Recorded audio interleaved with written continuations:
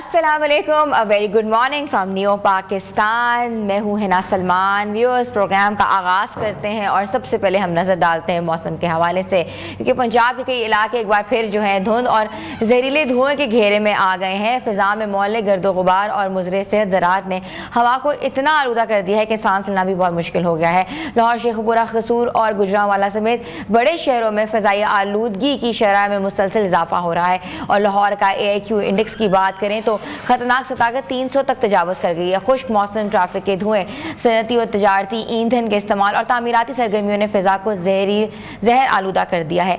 शहरी हलकों में आंखों में जलन, गले की खराश, खांसी और सांस की दुश्वारियों में इजाफा हो रहा है, जबकि अस्पतालों में सांस के मरीजों की तादाद भी बढ़ती जा रही है। दूसरी जानब अगर बात करें, हुकूमत पंजाब ने इंसदाद स्मोक ऑपरेशन में मजीद तेजी लाने का ऐलान किया है। लाहौर, शेखुपुरा, कसूर और गुजरांवाला में एंटी स्मोक स्क्वाड सरगर्म अमल में जो सनती अखराज, खुले आम को कूड़ा जलाने और धुएं छोड़ने वाली गाड़ियों के खिलाफ कार्रवाइयां कर रहे हैं। पंजाब के सीनियर वजीर बराए माहौलियात मरियम औरंगजेब ने लाहौर में प्रेस कॉन्फ्रेंस करते हुए बताया कि स्मोक के खात्मे के लिए मुतअद्दिद अमली इक़दाम किए जा रहे हैं। उनके मुताबिक स्मोक गन के इस्तेमाल से फ़िज़ाई आलूदगी में खातिर ख्वाह जो है कमी आ रही है और रवा साल की सूरत हाल गुज़श्ता बरस की निस्बत बेहतर है। वजीर के मुताबिक सूबे भर में 41 एयर क्वालिटी मॉनिटर्स नस्ब किए जा चुके हैं, जबकि मजीद मॉनिटरिंग यूनिट्स और AI बेस्ड फोरकास्टिंग सिस्टम को भी फाल बनाया जा रहा है ताकि आलूदगी की बरवक्त केशफी और कंट्रोल मुमकिन हो सके। ताहम माहिरीन के मुताबिक अगर मौसम खुश्क और हवाओं में नमी रही तो सूरत हाल मजीद संगीन हो सकती है, इसलिए आवाम को एहतियात बरतना होगी। गैर ज़रूरी सफ़र करने से गुरेज करना होगा, मास्क का इस्तेमाल करना होगा और मामूल बनाना होगा कि अपनी आँखों को और गले को हमेशा जो है वो वार्म रखें। इसी पेश नज़र हम बात करेंगे फ़िज़ाई आलूदगी के हवाले से बात करेंगे। फ़िज़ा में मौजूदा जहरीले ज़राअत, धुएँ और गर्दो गुबार न सिर्फ हमारे फेफड़ों को मुतासर करते हैं बल्कि जिस्म के हर निज़ाम पर भी बराह रास्त असर डाल रहे हैं। स्मोक के दौरान सांस की बीमारियाँ हैं, गले की खराश है, आंखों में जलन है, थकन है और इनकी शिकायतें मौसूल हो रही हैं। और इसके बरक्स अगर बात की जाए स्टैट्स के मुताबिक तो अस्पताल जो हैं वो लंग्स की डिजीज से भर चुके हैं, जहाँ जो है नेबुलाइज किया जा रहा है और बार बार ये कहा जा रहा है अपने गले को जो है वो तर रखें, खुश्क ना होने दें, जिससे गले की बहुत सी बीमारियां जो है जन्म ले रही हैं। ऐसे में सिर्फ मास्क पहन लेना काफ़ी नहीं होगा बल्कि अपनी लाइफस्टाइल में जो है बेहतरी लाना पड़ेगी। और माहिरीन का कहना है कि कुछ ग़िज़ाएँ जो हैं स्मोक के दौरान जिस्म को की सोजिश जो है बढ़ा देती है, उनको तर्क करना होगा और क्या क्या चीज़ें ऐड करनी होंगी अपनी लाइफस्टाइल के हवाले से, अपनी खुराक के हवाले से और डेली रूटीन के हवाले से। आज हम तमाम चीज़ों पर बात करेंगे और हमें ज्वाइन किया है, आपने देखा होगा हमारे प्रोग्राम्स का हिस्सा भी रही हैं, न्यूट्रिशनिस्ट भी हैं और लाइफस्टाइल के ऊपर भी बात करती हैं हमाला खान। अस्सलाम वालेकुम। वालेकुम अस्सलाम। कैसी है हमाला? I am good. हमाला, मुझे लग रहा है मुझे स्मोक से कोई पता नहीं क्या हुआ, मेरा गला बिल्कुल भी इसने चोक कर गया, काम ही नहीं कर रहा। हाँ बिल्कुल, सीज़न भी एक तो ऐसा आ गया और ऊपर से स्मोक का इशू जो है वो बहुत ज़्यादा। अच्छा, इसमें हमेशा ऐसे होता है कि हम लोग जब पेंडेमिक्स करीब आ रहे होते हैं ना, उन टाइम पर जिक्र कर रहे होते हैं कि हमें ये वाले इशूज़ जो हैं वो फेस करने पड़ रहे हैं, लेकिन जब इम्यूनिटी का ख्याल जो है वो हमें थ्रू आउट अपनी लाइफ रखना चाहिए ताकि हम अल्टीमेटली जो है वो इन चीज़ों से बच सकें। तो जैसे जैसे पेंडेमिक्स करीब आ रहे होते हैं, जैसे कोविड था तो बहुत सारे लोगों को इम्यूनिटी का वर्ड पता ही तब चला था कि इम्यूनिटी भी कोई चीज़ होती है और उसको स्ट्रॉन्ग रखना बहुत ज़्यादा ज़रूरी है हमारे लिए। तो इसी तरह से जब स्मोक आती है, जैसे ही विंटर का सीज़न आना स्टार्ट हो जाता है, तब लोग थोड़े से जो हैं वो इसके लिए पॉजिटिव हो जाते हैं कि अब हम अल्टीमेटली क्या मेजर्स ले सकते हैं। अच्छा, इसमें जैसे अभी आप बात करी थी कि अपने गले को तर रखना बहुत ज़्यादा ज़रूरी है, लेकिन अगेन सर्दियाँ हैं, हम लोग उस लिहाज से पानी का इस्तेमाल नहीं कर सकते बिकॉज प्यास नहीं लग रही होती है और हम लोग अपने हाइड्रेशन स्टेटस को मेंटेन नहीं कर पा रहे होते। जितना अच्छा हमारा हाइड्रेशन स्टेटस होगा उतना ही ना हम लोग जो है बहुत ज़्यादा अपनी इम्यूनिटी को प्रिवेंट कर सकते हैं। अच्छा, हमारा बिल्कुल एक तरफ तो ड्राइनेस बहुत ज़्यादा है, आंखों में वाकई देखा नहीं जा रहा, जलन भी हो रही है। अगर हम थोड़े से हेल्थ के ऊपर बात करें कि इसके इफेक्ट्स क्या आ रहे हैं, और उसमें नोज में भी इचिंग है और सुबह सुबह ऐसा लगता है कि हमें हर जगह या तो एंजाइटी या पता नहीं हर जगह जो है ना खुजली हो रही है, ये क्या है?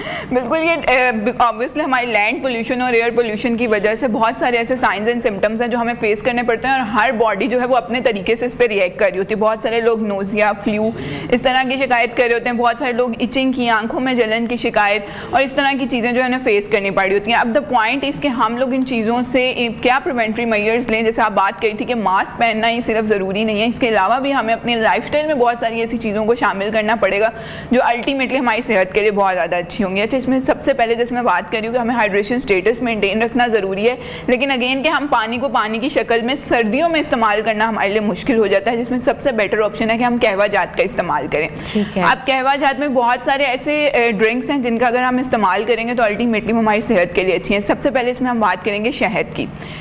सुबह निहार मुँह अगर हम गर्म पानी के अंदर 1 टीस्पून शहद डालकर कंज्यूम कर रहे हैं तो शहद जो है वो हमें ऐसी प्रॉपर्टीज़ प्रोवाइड कर रहा है, एंटीसेप्टिक प्रॉपर्टीज़ प्रोवाइड कर रहा होता है जो अल्टीमेटली हमारी बॉडी के लिए बहुत अच्छी है और हमारी इम्यूनिटी को बहुत हद तक प्रिवेंट कर रही होती है। इसी के साथ साथ बहुत सारे लोग जो शुगर के मरीज़ हैं वो शहद का इस्तेमाल नहीं कर सकते, उनके लिए कोशिश करें कि वो दालचीनी या लौंग के कहवे का इस्तेमाल करें। दालचीनी और लौंग जो होती हैं वो हमें एंटी बैक्टीरियल प्रॉपर्टीज़ दे रही होती हैं ना, जो कि हमारी सेहत के लिए बहुत ज़्यादा अच्छी होती हैं।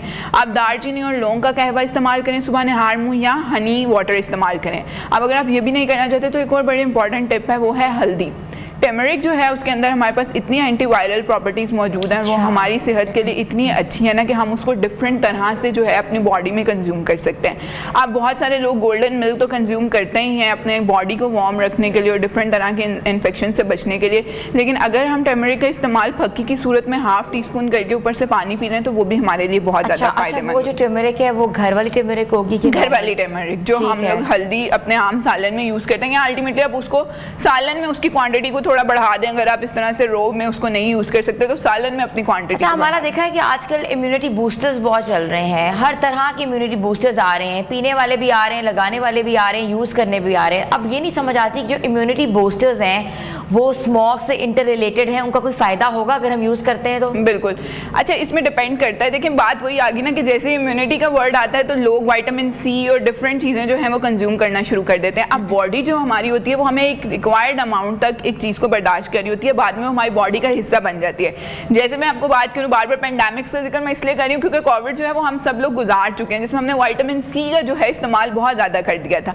वो क्या हुआ था, अल्टीमेटली हमारी बॉडी का हिस्सा बन जाती है चीज़, फिर एक्सेस जिस भी चीज़ का कंजम्पशन करें वो हमारे लिए उस तरह से फ़ायदेमंद नहीं हो सकती। सेकेंडली ही ना, अगर बहुत सारी चीज़ें ऐसी हैं जिनको हम नेचुरल इंग्रेडिएंट्स से ऑर्गेनिक तरीके से ले सकते हैं तो फिर हमें कोशिश करनी चाहिए कि पहले हम उनको ऑर्गेनिक तरीके से पूरा कर लें। हाँ, अगर हमारी सूरत हाल मज़ीद बिगड़ गई है तो अपने मॉलिज के मशवरे से हम लोग इम्यूनिटी बूस्टर्स हैं डिफरेंट तरह की चीज़ों पर जा सकते हैं। अब बहुत सारे लोग कहते हैं जी कहवा जात का इस्तेमाल तो किया ही नहीं जाता, हमसे तो कहवे पिए नहीं जाते, हम क्या करेंगे ये वो।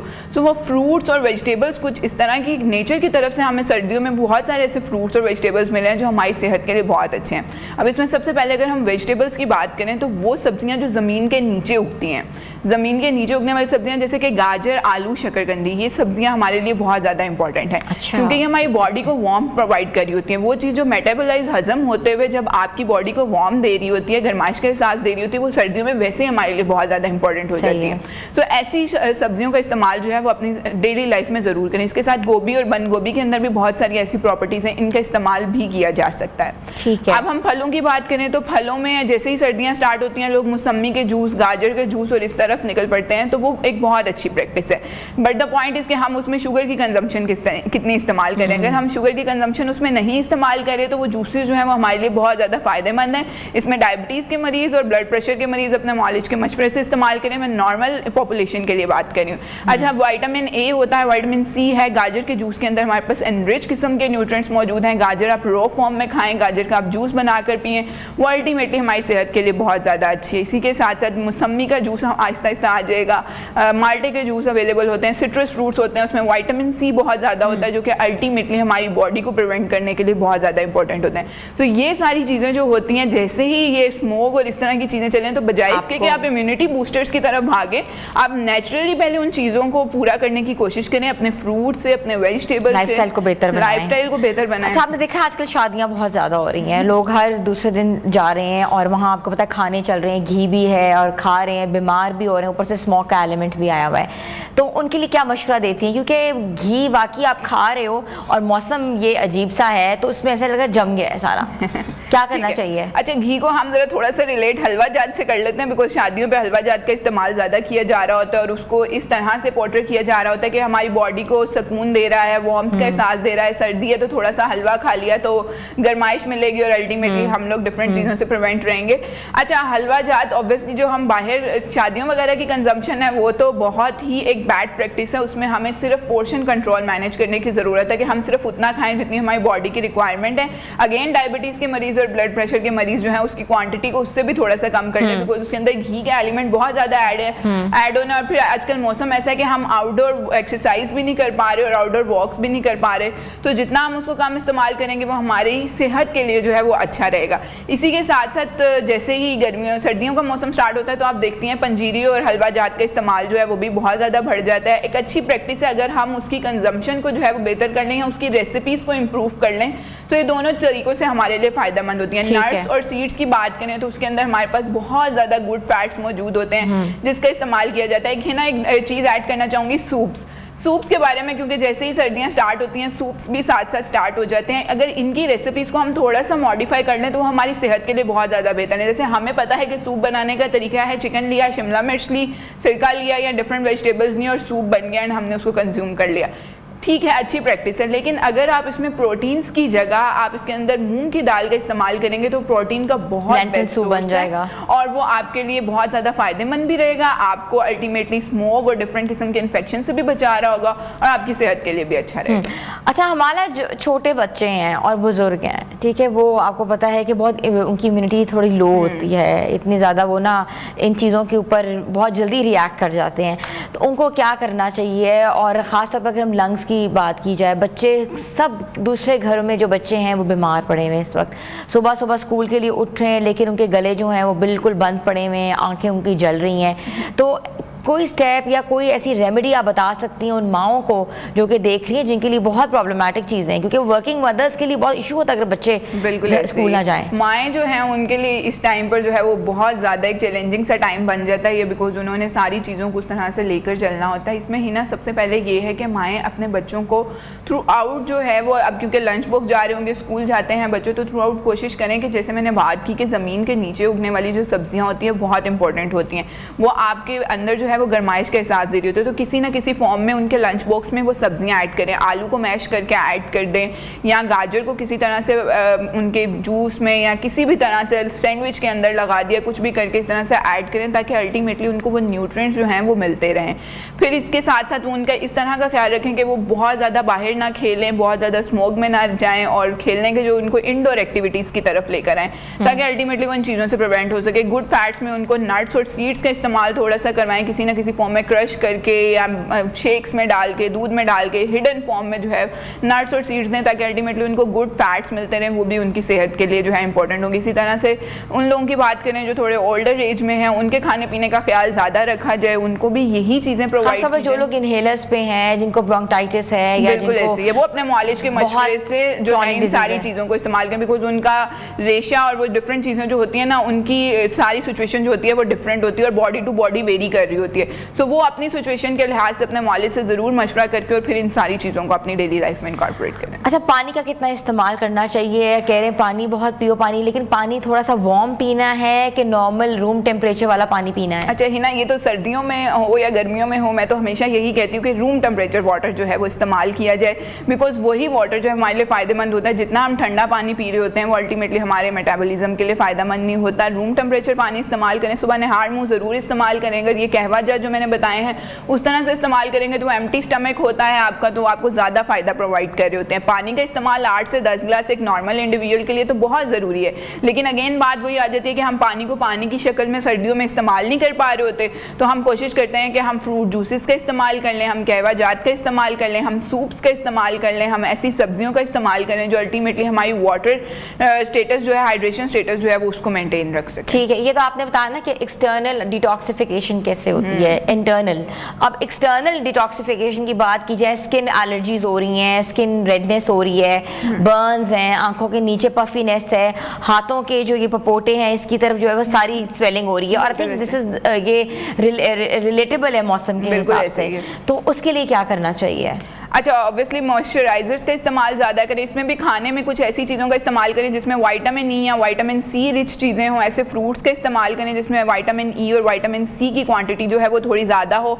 और साथ ही साथ अपनी स्किन के लिए ऐसे मॉइस्चराइजर्स यूज़ करें जो आपको सूट कर रहे हैं आपकी स्किन पर, और अल्टीमेटली आपको उससे फ़ायदा मिल रहा है, क्योंकि ड्राइनेस ऑब्वियसली बढ़ती जा रही होती है इन मौसम में, क्योंकि पानी की कमी हो रही होती है। तो इन सारी चीज़ों को कंट्रोल करने के लिए बहुत ज़्यादा ज़रूरी है कि हम ड्राइनेस वाला फैक्टर भी ख़त्म करें, हम अपने हाइड्रेशन स्टेटस को भी मेंटेन करें, अपनी स्किन का भी ख्याल रखें।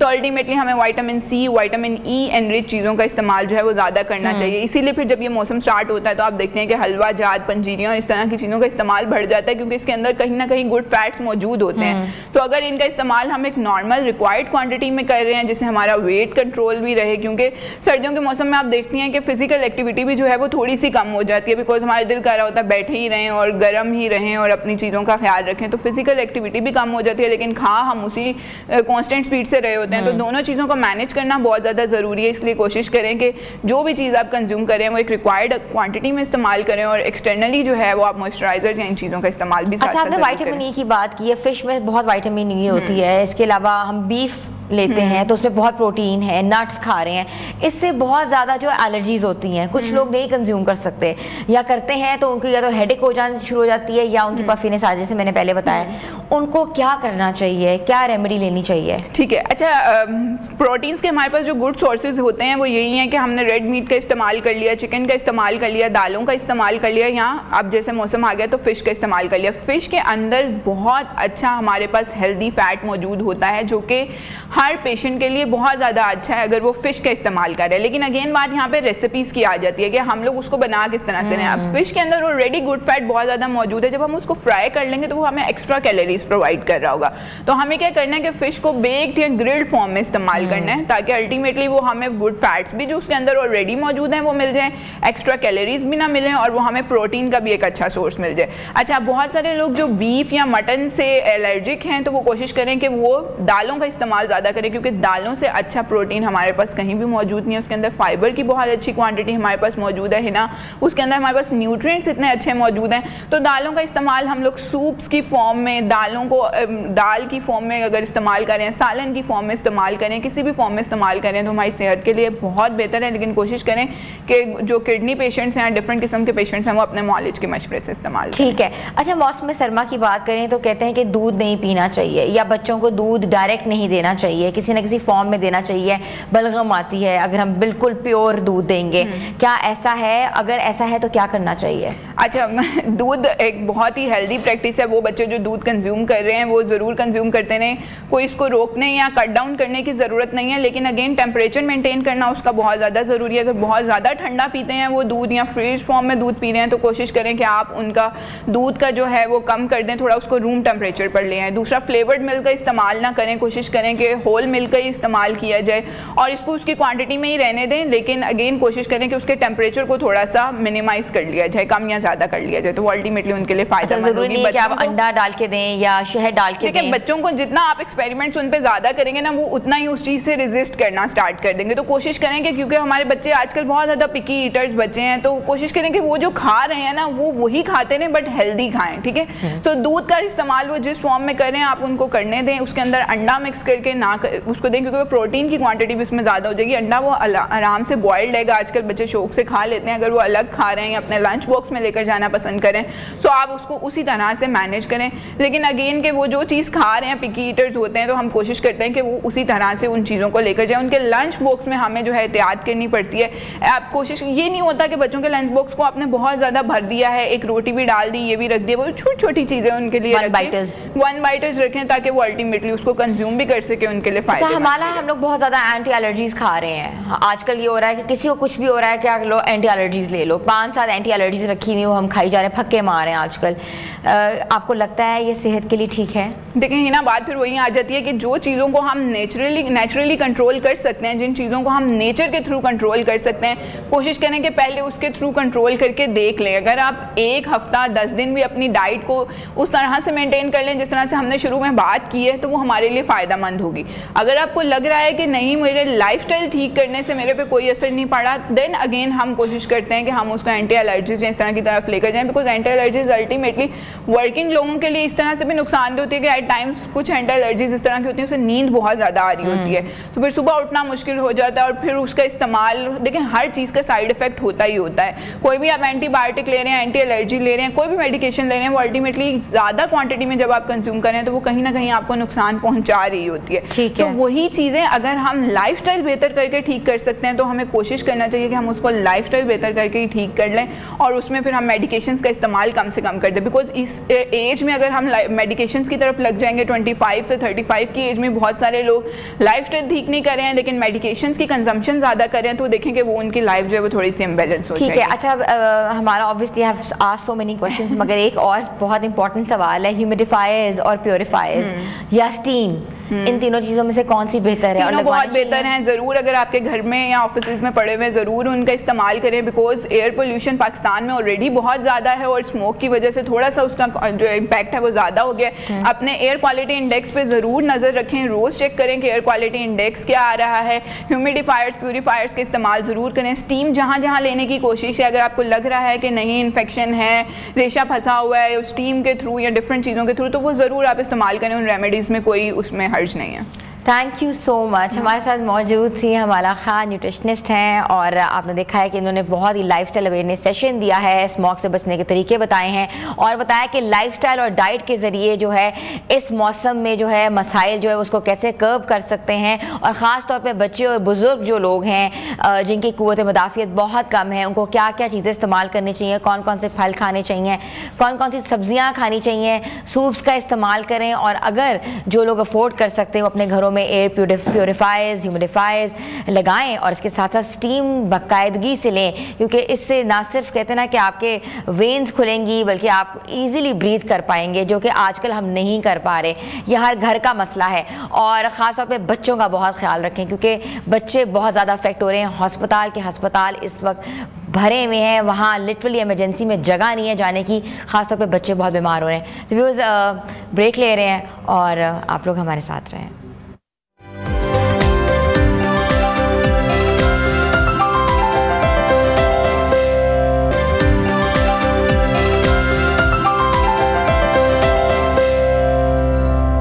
Welcome back viewers. मौसम के हवाले से बात करते हैं, अपडेट देते हैं आपको कि आगे 2 महीनों में मौसम जो है कैसा रहेगा और फ़िज़ाई आलूदगी ने जो इस वक्त पंजाब के कई शहरों को अपनी लपेट में ले रखा है। लाहौर, फैसलाबाद, शेखुपुरा और गुजरांवाला की बात की जाए और मशरकी पंजाब के बेशतर इलाकों में शदीद स्मोक है वो ज़ेर असर आ रही है और इसके साथ साथ अगर हम बात करें फ़िज़ा में जहरीले ज़रात की जिसकी मिक़दार ख़तरनाक हद से भी बढ़ चुकी है। माहिरीन के मुताबिक बारिश जो है वो वाहिद कुदरती ज़रिया है जो फ़िज़ा को साफ़ कर सकती है, मगर फ़िलहाल बारिश के इम्कानात जो हैं वो नज़र नहीं आ रहे और महकमा मौसम के मुताबिक आइंदा 24 घंटों के दौरान मुल्क के बेशतर इलाकों में मौसम जो है वो खुश्क, जबकि पहाड़ी इलाकों में रात और सुबह के औकात में सर्द रहने का इम्कान है। ये मुसलसल खुश्क मौसम आलूदी के ज़रात को फ़िज़ा से मुअल्लिक रखता है, जिसके नतीजे में पंजाब के मशरकी अजला खुसूसन लाहौर, कसूर, शेखुपुरा और गुजरांवाला स्मोक की लपेट में रहने की तवक्को की जा रही है। इदारे ने शहरियों को एहतियाती तदबीर अपनाने, गैर ज़रूरी सफ़र करने और मास्क के इस्तेमाल की हदायत की है। गुज़श्ता 24 घंटों के दौरान भी मुल्क के बेशतर हिस्सों में मौसम खुश्क और पहाड़ी इलाकों में जो मौसम वो सर्द रहेगा, जबकि ज़्यादा दर्जा हरारत लसबेला और तुरबत में 39 डिग्री सेंटीग्रेड और मारापसनी में 47 डिग्री सेंटीग्रेड रिकॉर्ड किया गया है। तो मौसम के हवाले से बात करेंगे, मौसम में क्या तब्दीली आएगी या नहीं आएगी, या मौसम जो है वो खुश्क रहेगा और पहाड़ी इलाकों में जो है बर्फ़बारी कब होगी, तो हम ये बात करेंगे। अंजुमा तक पहुँच जाता है, मगर इस बार देखा गया है अभी बर्फबारी नहीं हो रही और मौसम खुश्क है, क्या कहेंगे?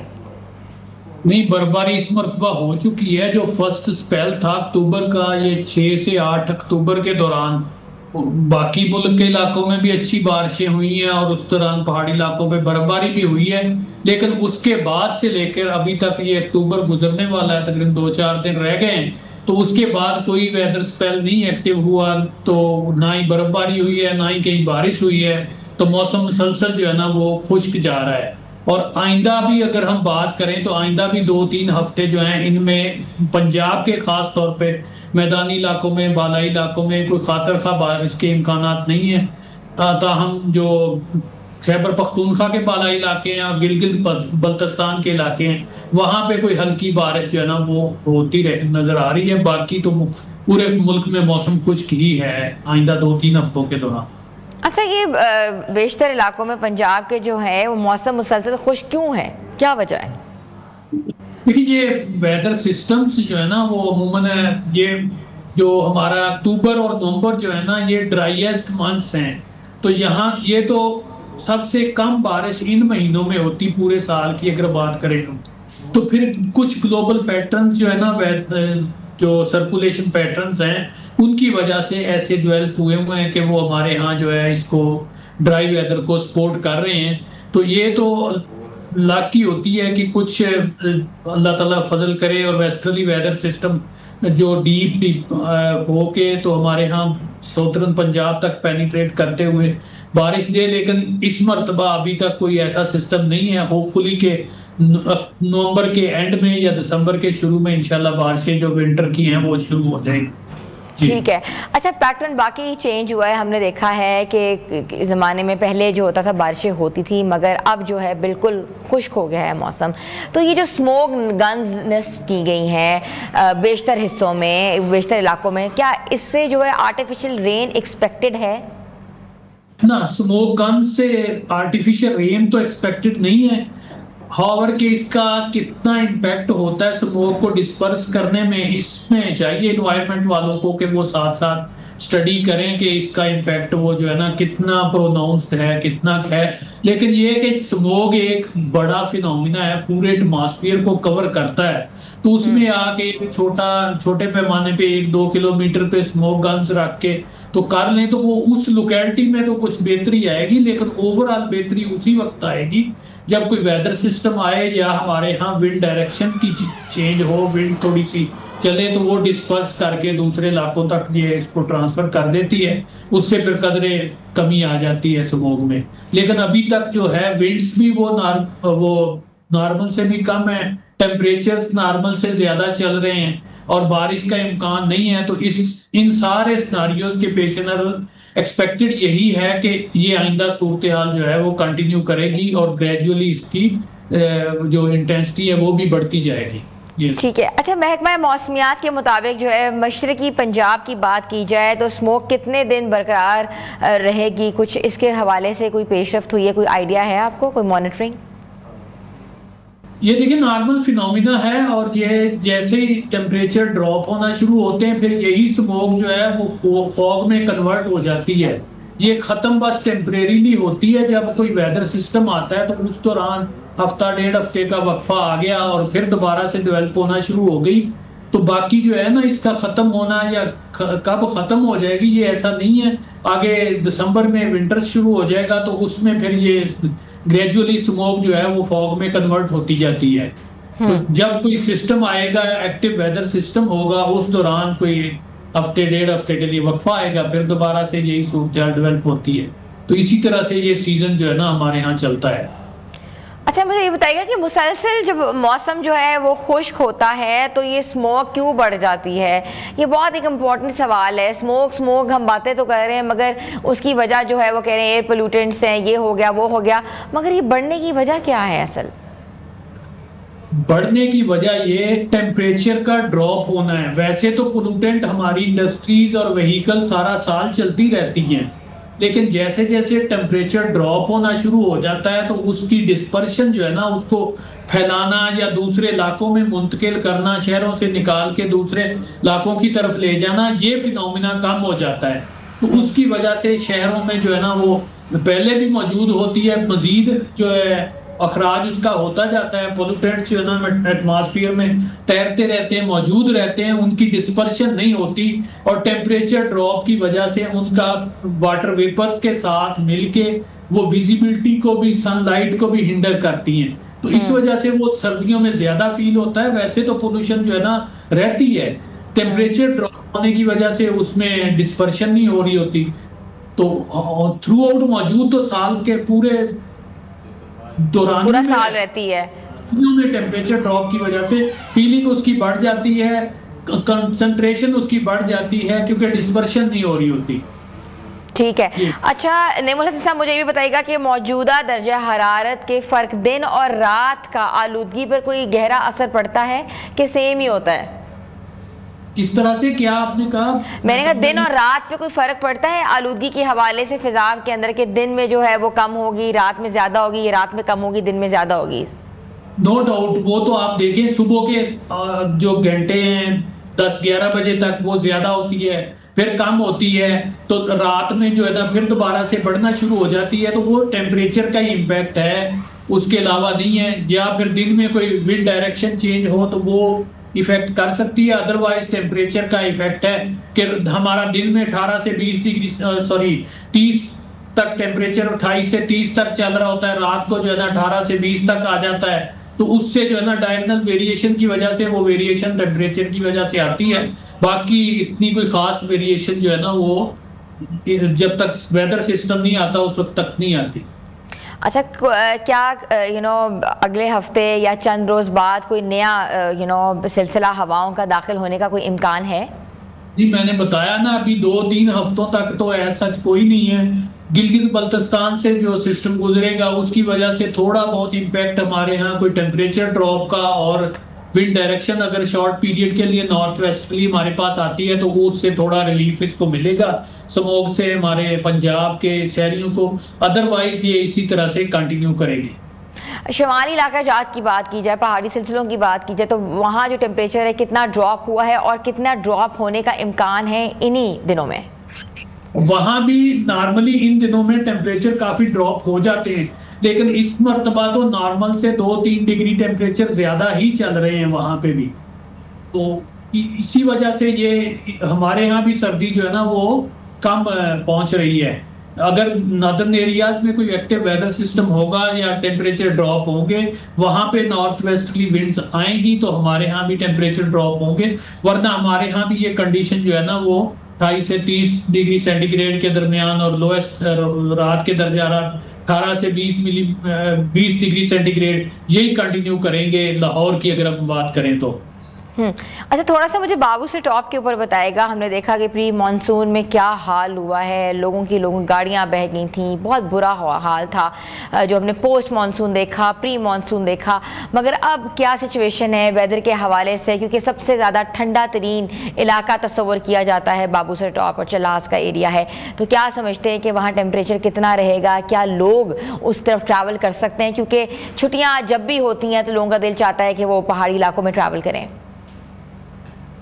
अभी तो सच कोई डिजास्टर सिचुएशन या ऐसा कोई वेदर सिस्टम नहीं है जो वहां पे वो ट्रैफिक फ्लो में डिस्ट्रप्शन पैदा करे, ना ही इतने टेम्परेचर ड्रॉप हुए अभी तक।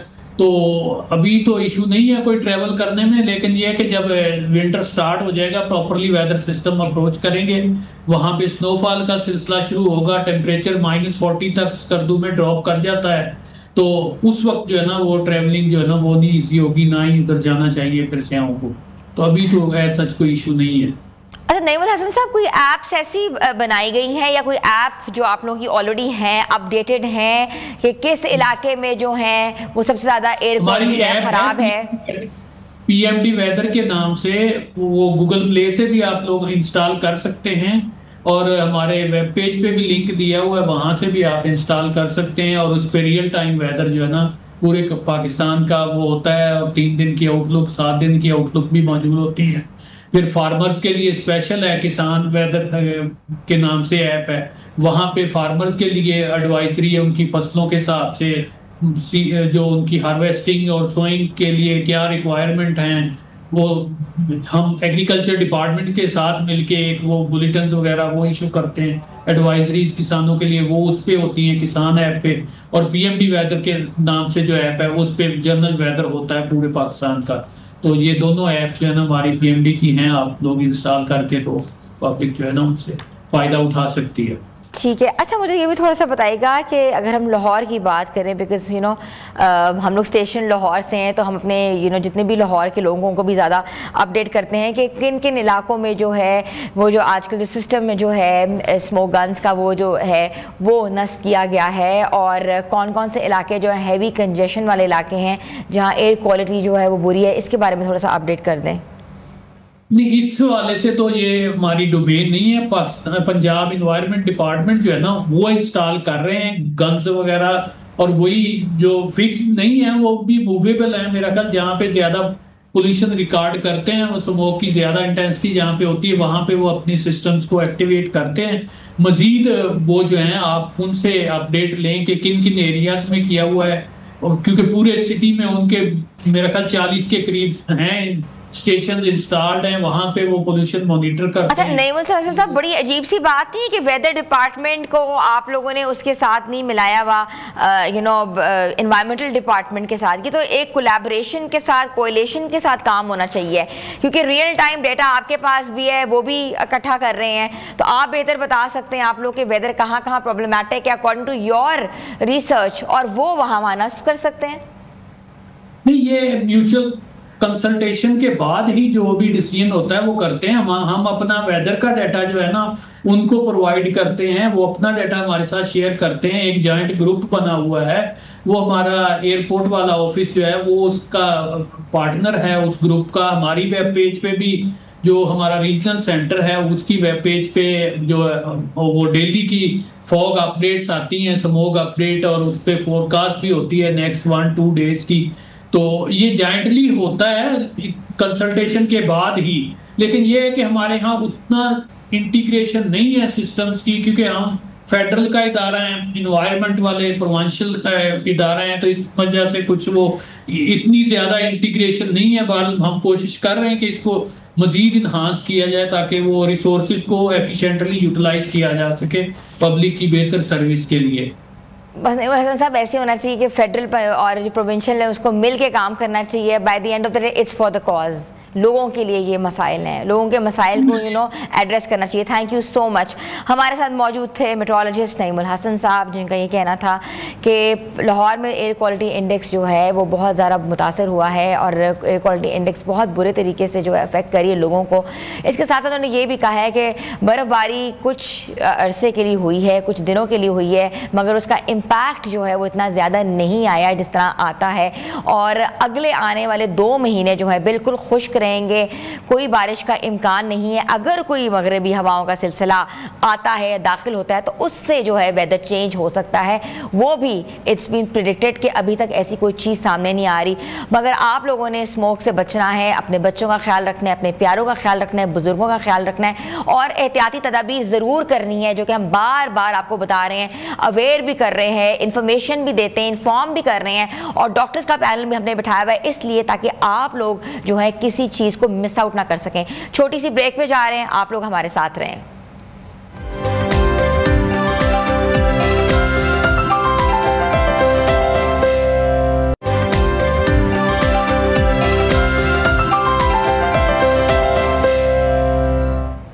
Welcome back viewers. बात करते हैं हीरोज ऑफ पाकिस्तान। बहरीन के मैदान में आज पाकिस्तान के नौजवानों ने एक बार फिर साबित कर दिया कि जज्बा, हौसला और गैर मुतज़लज़ल यकीन हो तो कोई भी चैलेंज नामुमकिन नहीं। तीसरे रोज़ एशियन यूथ गेम्स के वॉलीबॉल सेमीफाइनल में पाकिस्तान ने इंडोनेशिया को शानदार मुकाबले के बाद शिकस्त देकर फाइनल में जगह बना ली। कामयाबी सिर्फ एक जीत नहीं है बल्कि उस जवाबी वार की कहानी है जिसने सबको हैरान कर दिया है। पहला सेट पाकिस्तान के लिए मायूस कर रहा। इंडोनेशिया ने 22 के मुकाबले में 25 पॉइंट से बरतरी हासिल की, लेकिन यही वो लम्हा था जब पाकिस्तानी टीम ने अपनी असल ताकत दिखाई। दूसरे सेट में कौमी खिलाड़ियों ने ताकत, महारत और टीम वर्क का ऐसा मुजाहरा किया कि इंडोनेशिया को 13-25 से शिकस्त देनी पड़ी। फिर तीसरा सेट एक बार फिर पाकिस्तान के नाम 19-25 और चौथे और फैसला कुन सेट में दोनों टीमों के दरमियान पॉइंट्स का ज़बरदस्त मुकाबला हुआ, मगर आखिर में जीत उन्हीं जवानों के नाम हुई जिनके चेहरों पर हरा झंडा और यकीन की रोशनी नजर आ रही थी। पाकिस्तान ने चौथा सेट 24-26 से जीतकर फाइनल के लिए क्वालिफाई कर लिया है। अब सबकी नज़रें 29 अक्टूबर पर हैं जब फाइनल मार्का पाकिस्तान और ईरान के दरमियान खेला जाएगा। ईरान बुरा शबा एक मजबूत टीम है, लेकिन जिसके जिसके अज़म और एतमाद के साथ पाकिस्तान के नौजवान आज खेले हैं, इसको देखकर ये गलत है कि पाकिस्तान जो है वो रसाई नहीं हासिल कर सकता। पाकिस्तान का अरूज है जो नौजवान नस्ल के हाथों लिखा हुआ है। ये जीत एक पैगाम भी है, एक जज्बा है और वसाइल नहीं है। और कहते हैं ना कि दिल पावर मैदान जितनी भी हो लेकिन जीत उसी की होती है जिसके हौसले बुलंद होते हैं। बहरीन के कोर्ट में आज पाकिस्तान के नाम से गूंजती हुई तालियां सिर्फ एक खेल की फतह नहीं थी बल्कि नई नस्ल की उम्मीद, इत्तेहाद और कामयाबी का ऐलान है। अब सब दुआ गो है कि यही सिलसिला जो है फाइनल में भी बरकरार रहेगा और सब्ज हिलाली परचम एक बार फिर एशियन यूथ गेम्स के आसमान पर बुलंद होगा। तो ऐसी चीज़ें जो हैं बहुत खुशाइंद होती हैं जब पाकिस्तान का नाम रोशन किया जाता है। और हम लोगों का एक छोटा सा अलमिया है कि हम लोग ज़्यादातर क्रिकेट के ऊपर इन्हिसार करते हैं, क्रिकेट के ऊपर तनकीद करते हैं, क्रिकेट के ऊपर पजीराई करते हैं अपने प्लेयर्स के हवाले से। मगर ऐसे बहुत से ऐसे खेल हैं जिनमें पाकिस्तान जो है दिन कहते हैं दुगनी रात चुगनी तरक्की कर रहा है। ना सिर्फ तरक्की कर रहा है बल्कि पाकिस्तान का जो हरा झंडा है वो दुनिया के डिफरेंट कोनों में जो है लहराया जाता है। एथलेटिक्स की बात करें, बॉक्सिंग की बात करें और इसके साथ साथ अगर हम बलूचिस्तान के कुछ ऐसे प्लेयर्स की बात करें जिन्होंने हालिया में ही पाकिस्तान का जो है वो झंडा जो है डिफरेंट सरजमीन पे गाड़ा है।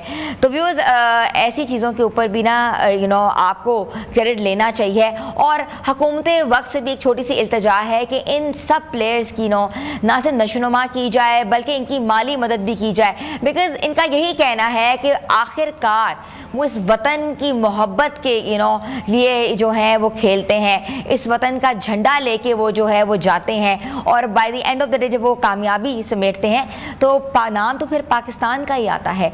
तो ये चीज़ें जो हैं वो इदारों को देखनी चाहिए, इदारों को सपोर्ट करना चाहिए, अपने प्लेयर्स को ओन करना चाहिए और हर तरीके से इनकी मदद करनी चाहिए। व्यूअर्स छोटी सी ब्रेक पे जा रहे हैं, ब्रेक के बाद हम लोग वापस आते हैं। आप लोग देख रहे हैं न्यू पाकिस्तान।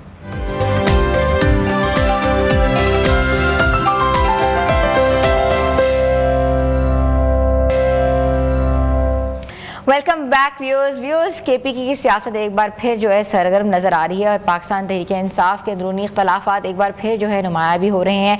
खैबर पख्तूनख्वा में पार्टी की हुकूमत को इस वक्त एक नई आजमाइश का सामना है जब वज़ीर आला सुहेल आफरीदी और सूबाई सदर जुनैद अकबर के जारहाना बयानात ने पार्टी की आदत में बेचैनी पैदा कर दी है। पार्टी के मुतादिद सीनियर रहनुमाओं ने दोनों शख्सियात के लबो लहजे पर सख्त तहफ़्फ़ुज़ात का इजहार किया है। ज़राए के मुताबिक बैरिस्टर गोहर अली खान, अली अमीन गंडापुर और सेनेटर शिबली फराज साहब और शेख वकास अकरम ने अंदरून खाना ख़ास तौर पे जो है तर्ज बयान को गैर ज़रूरी इश्तियाली अंगेज़ करार दिया है जो ना सिर्फ पार्टी के अंदर इख्तलाफात को हवा दे रही है बल्कि खैबर पख्तूनख्वा में हुकूमत के इस्तेहकाम के लिए ख़तरा बन सकती है। ख़ुसूसी तौर पर अली अमीन गंडापुर की बात की जाए, उन्होंने खबरदार किया है कि अगर वज़ीर आला और सूबाई सदर की जारहाना सियासत का सिलसिला जारी रहा तो पार्टी की वाहिद हुकूमत को नुकसान पहुँच सकता है। उनका कहना था कि उस वक्त ज़रूरत है महाजराई नहीं बल्कि सूबाई सेटअप को महफूज रखने की और गवर्नेंस पर बात करने की और उसमें बेहतरी लाने की भी है। पार्टी के दीगर रहनुमा खुसूसन अगर बैरिस्टर गोहर की बात की जाए, अली खान, शिबली फराज की बात की जाए, वकास अकरम शेख की बात की जाए, मुतअद्दिद हलकों के खिलाफ जो है जारहाना बयानात पर उन्होंने तहफ़्फ़ुज़ात का इजहार करते हुए इस पॉलिसी को नुकसानदेह करार दिया है कि ज़राए के मुताबिक क़यादत को खदशा है कि अगर ये सूरत हाल पर काबू ना आई या ना पाया गया तो पार्टी के अंदर तकसीम बढ़ सकती है और 9 मई जैसी सूरत हाल के खदशात दोबारा जन्म ले सकते हैं जिससे PTI की मरकज़ी क़यादत किसी कहते हैं ना कि सूरत गुरेज चाहती है। खैबर पख्तूनख्वा की सियासत में इन बयानात ने एक नई हलचल मचा दी है और अब सबकी नज़रें लगी हुई हैं कि पार्टी क़यादत किस तरह इन बढ़ते हुए इख्तलाफात को संभालेगी ताकि हुकूमत बरकरार रह सके। वेरी इंपॉर्टेंट, क्योंकि KPK की जो हुकूमत है काफ़ी अरसे से ही जो है वो अजीब डायलेमा का शिकार है, डिलैपिडेटेड कंडीशंस में नज़र आ रही है और वज़ीर आला की जो अभी अली अमीन गंडापुर की बरतरफी थी उसके साथ साथ अभी नए वज़ीर आला जो हैं कैसी गवर्नेंस करेंगे, क्या हो रहा है और आपस में जो एक दूसरे के ऊपर लबो लहजा इस्तेमाल किया जा रहा है वो कितना नुकसानदेह हो सकता है। तो हमारे साथ मौजूद है पेशावर से न्यूज़ के नुमाइंदे खुसूसी इल्हाज अली, जिनको मैं शो में वेलकम करती हूँ। अस्सलाम वालेकुम। वालेकुम अस्सलाम। लिहाज आपने सारी सिचुएशन तो सुन ली होगी, मैंने अपने इंट्रो में सब बता दिया है क्या हो रहा है, क्या नहीं हो रहा, कैसे हो रहा है। मगर इम्पॉर्टेंट चीज़ ये है कि सुहेल आफरीदी और जुनैद अकबर के जो आपस में मुकालमे हो रहे हैं, बयानबाजी हो रही है, अंदर क्या मामलात हो रहे हैं जिसकी वजह से सब कुछ हो रहा है? सबसे पहले आप मेरी एक रिक्वेस्ट मानेंगे? जी जी जी बताएं। ये केपी के नहीं है, ये केपी है, मुख्तसरन केपी। हाँ, केपी आप यूज किया करें। ठीक है, खैबर पख्तूनख्वा, बस खैबर पख्तूनख्वा। ठीक है, मैं केपी यूज करूंगी आज के बाद। Thank you. अच्छा, दूसरी बात जो अभी आपने की, बुनियादी तौर पर अली अमीन के दौर में जब वो वजीर आला थे खैबर पख्तूनख्वा के, तो उस वक्त पार्टी और हुकूमत जो थी वो दो पार्टों में तकसीम हो चुकी थी। अली अमीन का अपना अलग मौक़िफ़ होता था, पार्टी का अपना अलग मौक़िफ़ होता था, और यही उनकी डूबने का सबसे बड़ा सबब बनी है। इस वक्त सुहेल अफरीदी के इंतखाब के दौरान सबसे ज्यादा जो तगो की है वो जुनैद अकबर ने की है, और इस वक्त जुनैद अकबर और सुहेल अफरीदी तकरीबन यकसा मौक़िफ़ अपनाए हुए हैं। अभी उन्होंने 3 जलसे किए, चारसद्दा, खैबर और इसके अलावा कर। इन तीनों अजला में तीनों जी बिल्कुल ऐसा ही है। आई थिंक थोड़ा सा हमारा फॉल्ट आ गया है, कनेक्शन एरर है, और हमारे नुमाइंदे जो थे हमसे स्पेशली डिस्कशन कर रहे थे इस पूरे वाक़े के ऊपर। वाक़या क्या है, ये तो सिचुएशन है, ये गवर्नेंस का इशू है, ये वज़ीर आला की तकर्री का इशू चल रहा है। उसके साथ साथ ये भी कहा जा रहा है पहले भी पार्टी जो है बहुत मुश्किलात का शिकार थी जब अली अमीन गंडापुर जो है गवर्नेंस कर रहे थे, वज़ीर आला थे केपी के। तो उसके साथ साथ देखा गया कि पार्टी में बहुत इंतशार फैला हुआ था, कोई भी एक मौक़िफ़ पे नहीं आया था, हर बंदा दूसरे के ऊपर ब्लेम गेम कर रहा था। और हमने इससे पहले भी बहुत अपने प्रोग्राम्स में भी शौकत यूसुफजई का भी मौक़िफ़ लिया है, जो हमेशा ये कहते हैं कि पार्टी में सब ठीक है, सब ठीक है, मगर पार्टी है, कोई मसला नहीं है। उन्होंने हमेशा से बड़े पॉजिटिवली जो है बयानात दिए हैं, मगर अभी देखा है कि सुहेल अफरीदी की बड़ा हमने देखा उनमें बड़ा एक तरह से जोश व जज्बा पाया गया था। हमने समझा था कि जब वो CM आएंगे तो ऑब्वियसली बहुत सी चीज़ें चेंज हो जाएंगी और बहुत सी चीज़ें जो है गवर्नेंस के मामला चेंज हो जाएंगे, मगर अभी तो पार्टी में देखा जा रहा है कि अजीब किस्म के जो हैं बयानात जो हैं वो एक दूसरे के ऊपर मारे जा रहे हैं, और अभी तक कोई भी चीज़ जो है तसलसल नहीं देखा गया। अब इंटरनल मैटर्स क्या हैं तो इसमें हम डिस्कस कर रहे हैं। जी लिहाज सुन पा रहे हैं?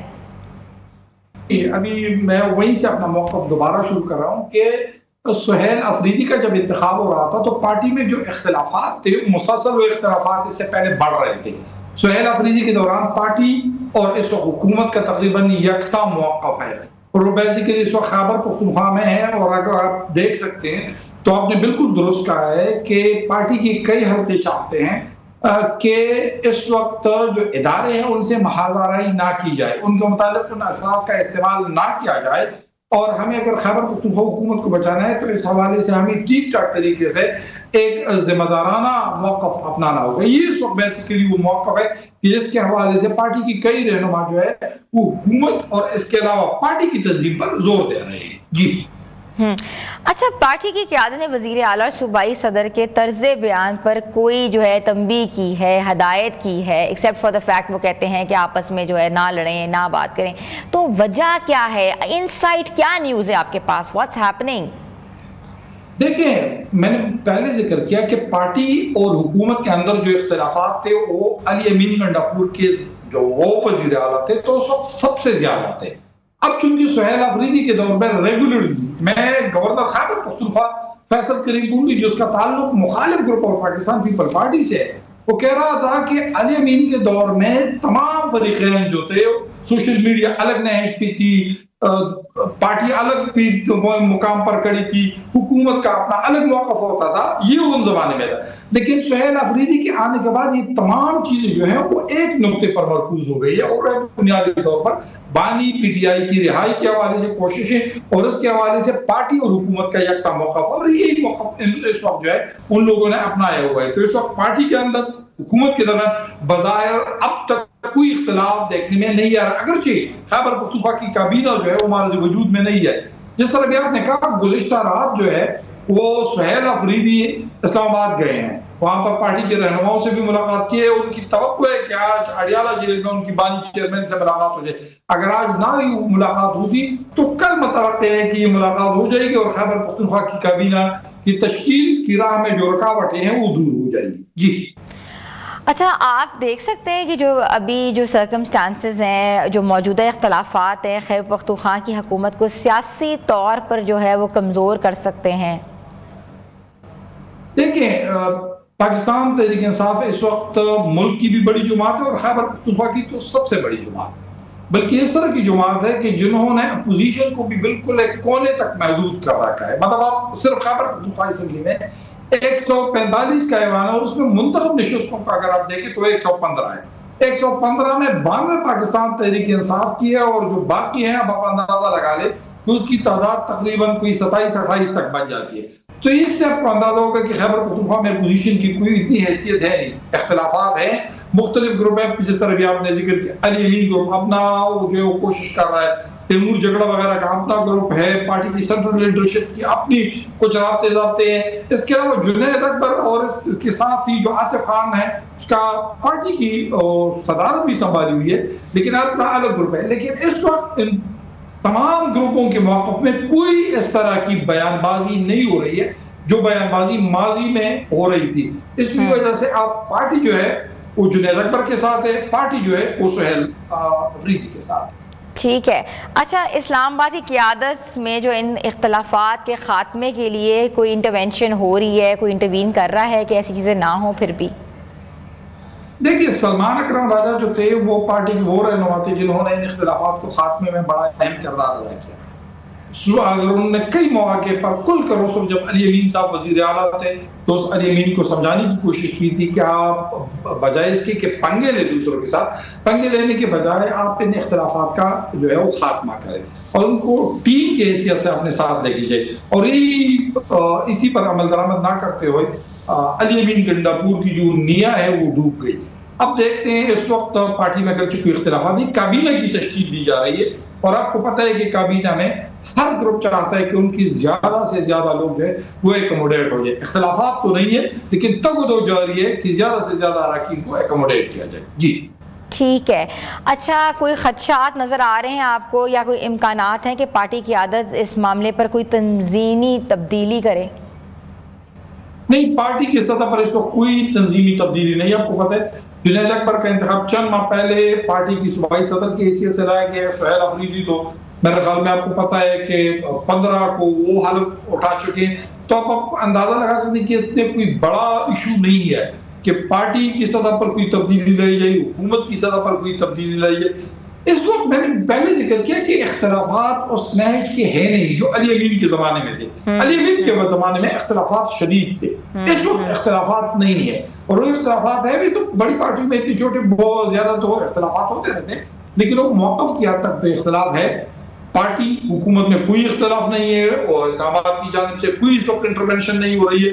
और पार्टी के सदर और सुहेल अफरीदी मुख्तलिफ मौके पर एक दूसरे के साथ जो है वो देखते नजर आए हैं। इस्लामाबाद में भी आपको पता है कि केपी हाउस में गुज़िश्ता रात उसने क़याम किया था, वहीं पर भी जुनैद अकबर भी से भी मिले, सुहेल अफरीदी भी अपने साथियों से, इस तरह का कोई इशू नहीं। जी अच्छा, तो मैटर ऑफ कंसर्न इतना बड़ा नहीं है। अच्छा, थोड़ी सी सीएमशिप की बात करें। सुहेल अफरीदी जो हैं अभी रिसेंटली तैनात हुए हैं, सीएम के ओहदे पर फाइज हुए हैं, क्या कोई चेंजेस आई हैं, कुछ बेहतरी आई है? क्योंकि अली अमीन गंडापुर की अगर हम बात करें तो बहुत से मसाइल चले थे, कहाँ सैलाब से लेकर तबाहकारियों से लेकर केसेस की से लेकर बहुत कुछ हुआ है। तो आप क्या समझते हैं कि इनकी सीएमशिप के हवाले से कुछ बेहतरी आई है? देखिए, सुहेल अफरीदी को 12 दिन या 13 दिन हुए हैं आना ने हुकूमत संभाली और आपको पता है कि सुप्रीम कोर्ट के 3 फैसलों में ये वाज़ेह तौर पर कहा गया है कि चीफ एग्जीक्यूटिव हुकूमत नहीं है बल्कि कैबिनेट हुकूमत है और अभी तक उसके पास काबीना है ही नहीं। जब काबीना है ही नहीं तो आप अंदाजा लगा सकते कि खैबर पख्तूनख्वा में इसमें अमलन कोई हुकूमत है ही नहीं। एक चीफ एग्जीक्यूटिव की हद तक तो है। तो इस वक्त सुहेल अफरीदी से ये तवक्को 15 दिन में लगाने या 15 दिन में उनको जांचना शायद ये बड़ा मुश्किल पैमाना होगा और शायद अब दुनिया का कोई भी ऐसा पैमाना या कोई भी ऐसी चीज नहीं है जिससे सुहेल अफरीदी को नापा जा सके। सुहेल अफरीदी ने इस दौरान 3 बड़े जलसे किए, छठसदा, खैबर और इसके अलावा करक में। ये 3 बड़े जलसे किए हैं, पार्टी के वर्कर्स को मोटिवेट करने की कोशिश की है। उसका लबलोज आज भी सख्त है जो उसका पहले से जिस तरह मौक़िफ़ था। पार्टी की सूबाई सदर का भी उसे पार्टी भी उनके साथ जो है वो लगी हुई है। लेकिन आपने जिक्र किया कि हुकूमत की जाए तो इस वक्त हुकूमत ने बेसिकली पोस्ट ट्रांसफर पर पाबंदी लगा दी, लेकिन हुकूमती अफवाज जो शदीद मुतासर हो रही है। मैं आपको एक चीज की जाने तवज्जो दे, इस वक्त जहाँ पर हम बैठे हुए हैं ये पेशावर है और इस पेशावर के मज़ाफ़ात में दीनी की वबा इतनी शिद्दत के साथ फैली हुई है, लेकिन हुकूमत की जानिब से कोई इस तरह की तवज्जो है ही नहीं। अगर सुहेल अफरीदी ने इस हवाले से एक मीटिंग की सदारत भी की थी, लेकिन इसके बावजूद सूबाई वजीर और उसके बाद जो सेक्रेटरी और जो अमला होता है, जो टास्क फोर्स होती है, वो जिस तरह का काम करते हैं वो इस तरीके से इस वक्त काम नहीं हो। जी अच्छा, तो बहुत बड़ी इंपॉर्टेंट न्यूज़ आपने शेयर की है कि जो वबा फैली हुई है इसके ऊपर बिल्कुल नज़रसानी करनी चाहिए, हुकूमत को भी देखना चाहिए, क्योंकि by the end of the day जो लोग हैं, चाहे वो KP हो, बलूचिस्तान हो, पंजाब हो, सिंध हो, हम सब एक ही हैं। अच्छा, थोड़ा सा मुझे ये बात बताइएगा कि जितने भी पार्टी के और रहनुमा हैं, बैरिस्टर गौहर हैं, शिबली फराज हैं, शेख वकास अकरम हैं, उनके हवाले से क्या बयानात सामने आ रहे हैं या तहव्वुसात जो सामने आ रहे थे वो क्या था, उनका क्या मौक़िफ़ है? देखिए, बैरिस्टर गौहर जो है वो अली अमीन के इंतखाब के बाद काफ़ी हद तक खामोश हो गए, तो वो तो साइड। शिबली फराज का खुद आपको पता है उसके सेनेट के हवाले से इलेक्शन भी है, यहाँ पर खैबर पख्तूनख्वा असम्बली में सेनेट का इलेक्शन हो रहा है, तो उस हवाले से भी काम हो रहा है। इस तरह का जो कोई वो मौक़िफ़ है कि पार्टी के हवाले से हो, तो अभी तक इन रहनुमाओं का, शेख वकास अकरम का कोई इस तरह का मौक़िफ़ नहीं आया, बल्कि इस वक्त पार्टी की क़ियादत, पार्टी की जो तंजीमें हैं, इंसाफ यूथ ऑर्गेनाइजेशन, इंसाफ स्टूडेंट फेडरेशन, इसके अलावा उनकी जो सोशल मीडिया, वो सब जो है वो सुहेल अफरीदी के पीछे खड़ी है। और मेरे ख्याल में सुहेल अफरीदी को पता है कि अली अमीन गंडापुर ने जो गलतियां की थी, पार्टी के सोशल मीडिया के साथ पंगे लिए थे, पार्टी के पंजाब क़यादत के साथ जो पंगे लिए थे, और पार्टी के मरकजी क़यादत के साथ जो पंगे लिए थे, हत्ता कि सूबाई क़यादत के खिलाफ आपको बड़ी हैरानी होगी कि जो अली अमीन गंडापुर के ज़ाती तर्जुमान थे, उन्होंने अपने उस इस्तीफे से 2 दिन कबल पार्टी की सूबाई सदर के खिलाफ टिक टाक ट्वीट किया था। तो हम इससे अंदाजा लगा सकते कोई इख्तिलाफात और उसे पंगे लेना किस तरह उसको महंगे पड़ गए। ये वाली चीजें सुहेल अफरीदी इससे इज्तनाब भी कर रहे हैं। एक और खबर आपको पता है कि जुम्मे के रोज जो है वो सुहेल अफरीदी की कोर कमांडर पेशावर से भी मुलाकात हुई थी, जिसमें सिक्योरिटी सूरत हाल के हवाले से भी कई मौज़ूआत जो थे उस पर तफसीली बहस की गई है। ये एक अलग चीज़ है जिसकी तवक्को नहीं की जा रही थी कि सुहेल अफरीदी ऐसा करेंगे, लेकिन सुहेल अफरीदी जो है वो कोर कमांडर हाउस नहीं गई, बल्कि कोर कमांडर पेशावर जो है उसके मुताबिक बताया जाता है कि वो खैबर पख्तूनख्वा की वज़ीर आला जो है उससे मिलने के लिए आए थे और तकरीबन काफ़ी अच्छी मुलाकात रही है। जी, थैंक यू सो मच। हमारे साथ मौजूद है हमारा नुमाइंदे न्यू न्यूज़, हमें पेशावर से अपडेट कर रहे थे लिहाज अली, जिनका कहना था कि पार्टी में कोई इतने ज़्यादा जो इख्तलाफात नहीं हो रहे, पार्टी का एक ही मौक़िफ़ है, वो मौक़िफ़ ये है कि हुकूमत और इदारों के से जो है मुहाज़राई ना की जाए ताकि सिचुएशन ना बिगाड़ी जा सके। और इसके साथ साथ उनका ये भी कहना था कि सुहेल अफरीदी जो CM के ओहदे पर अभी रिसेंटली तैनात हुए हैं, अभी तक कैबिनेट के साथ जो है चीज़ें उस तरह नहीं प्रोलॉन्ग कर पा रही, क्योंकि अभी कैबिनेट जो है वो बनी ही भी नहीं है। और इसके साथ साथ उनका ये भी मौक़िफ़ था, ये भी कहना था कि सबसे पहला जो एजेंडा होगा वो बानी PTI की रिहाई के मुतालिक होगा, वो सबसे ज़्यादा ज़रूरी है। इसके बाद जो KP के और मामलात के हवाले से जो है मुशावरत भी होगी, बात भी होगी और प्रोग्रेस भी होगी। व्यूअर्स, छोटी सी ब्रेक पे जा रहे हैं, ब्रेक के बाद हम वापस आ रहे हैं, आप लोग हमारे साथ रहें।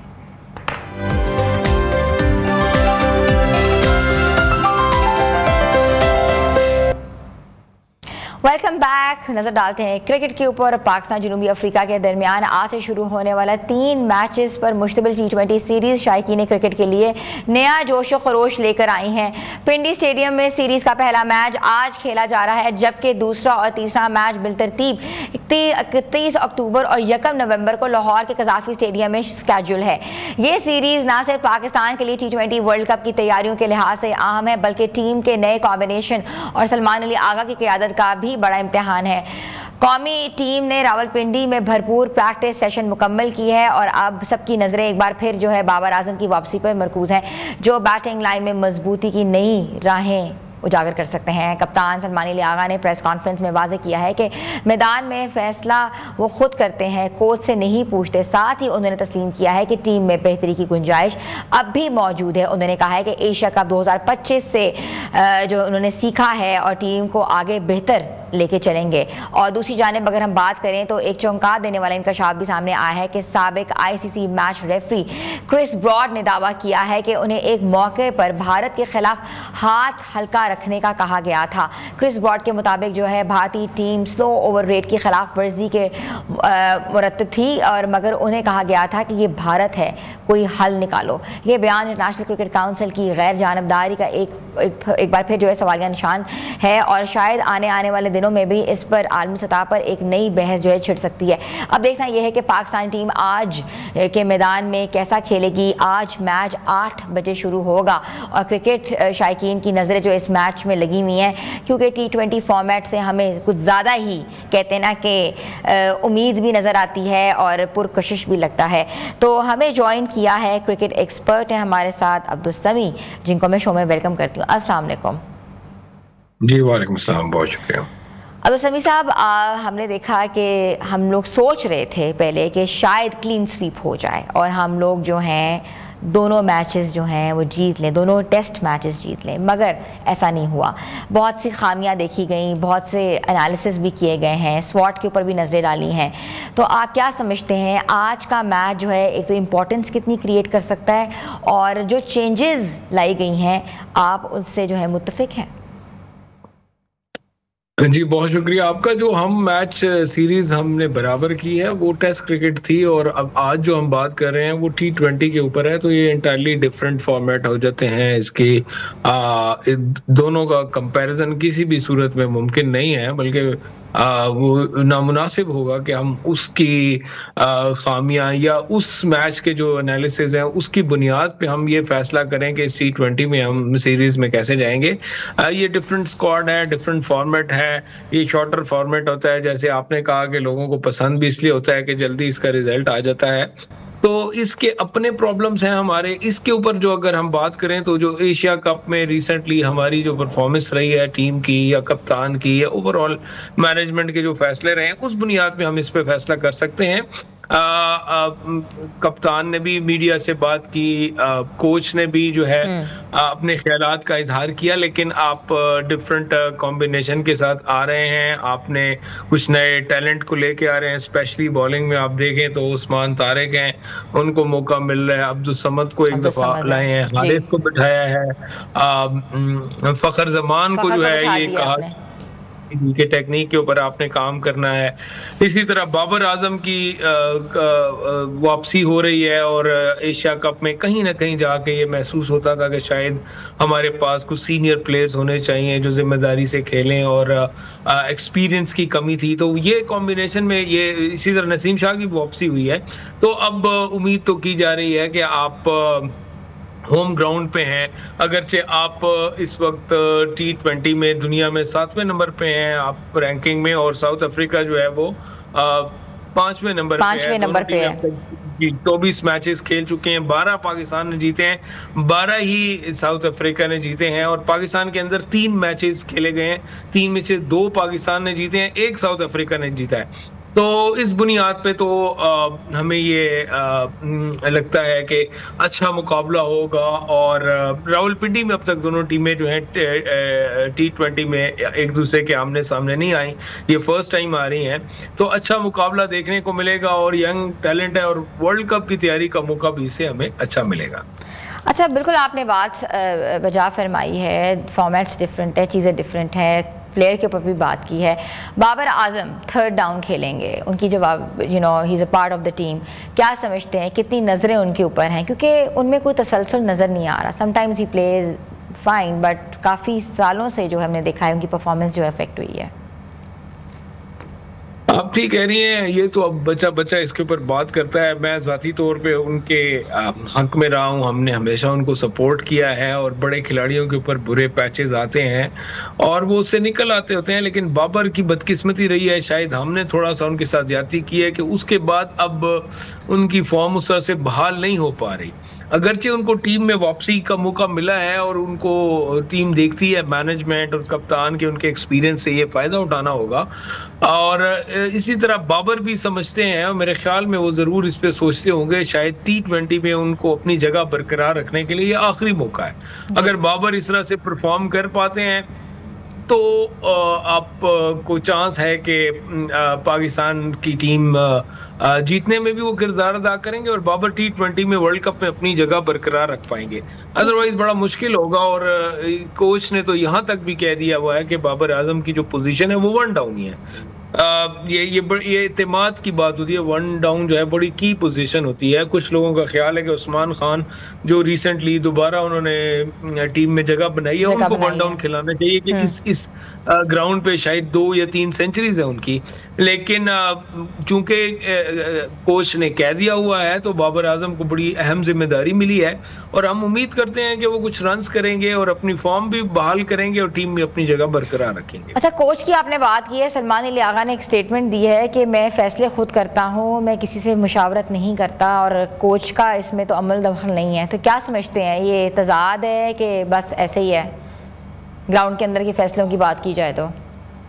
जी बिल्कुल। देखिए, यंग कप्तान हैं और उनके ऊपर काफ़ी बातचीत भी हो रही है, काफ़ी कमज़ोरियाँ, क्योंकि देखें डोमेस्टिक में हमने उनको खुद खेलते हुए देखा है, बड़ा अच्छा खेलते भी हैं, कप्तानी भी करते हैं। लेकिन पाकिस्तान का स्ट्रक्चर ऐसा है कि डोमेस्टिक और इंटरनेशनल स्टैंडर्ड्स में काफ़ी फ़र्क है। हम जब आते हैं तो फिर हम आहिस्ता आहिस्ता सीखते हैं कि इंटरनेशनल क्या होता है, जबकि ऑस्ट्रेलिया, इंडिया और बाकी टीमों में वो इतना ग्रूम हो के आते हैं, उनको ज़्यादा फ़र्क नहीं नज़र आता। इन्होंने स्ट्रक्चर अपना इतना मेयार डोमेस्टिक का बुलंद किया हुआ है कि वो इंटरनेशनल के बराबर होता है।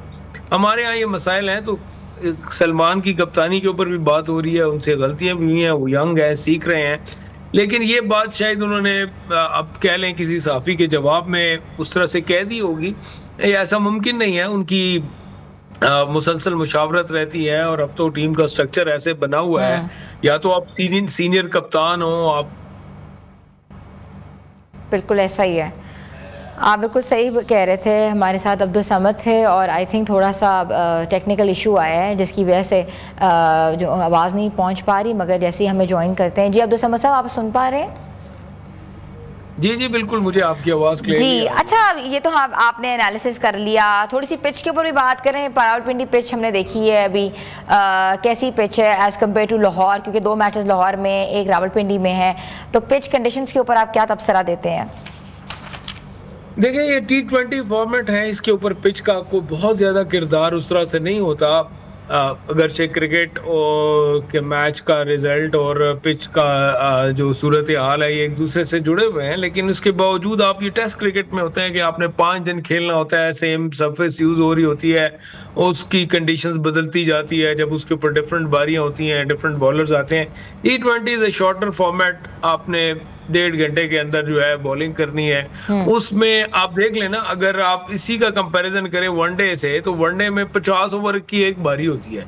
तो अभी एक ही टीम खेल रही होती है जितने टाइम में, उतने टाइम में तो T20 खत्म हो जाता है, तो उसका इतना होता नहीं है। लेकिन फिर भी आप ये कह सकते हैं पिंडी की जो विकेट है हमेशा से बैट्समैनों को उसने सपोर्ट किया है, और T20 में विकेट्स होती भी ऐसी हैं। इंटरनेशनली आप देखें जहाँ ज्यादा रन्स होते हैं और ज्यादा एंटरटेनमेंट होती है और लंबे मैच होते हैं, तो शायकीन को भी मजा आता है, देखने वालों को। और ये हमें पता चला है कि तमाम टिकट्स जो है सोल्ड आउट हैं। पिंडी में हमेशा बड़ा जबरदस्त लोगों का रुझान होता है इस तरफ। तो अभी उम्मीद यही की जा रही है कि बैटिंग ट्रैक होगा, जो पिंडी का रिकॉर्ड भी रहा है, और दोनों तरफ से जिसने ही बारी की तो वो लंबे रन्स करेगा।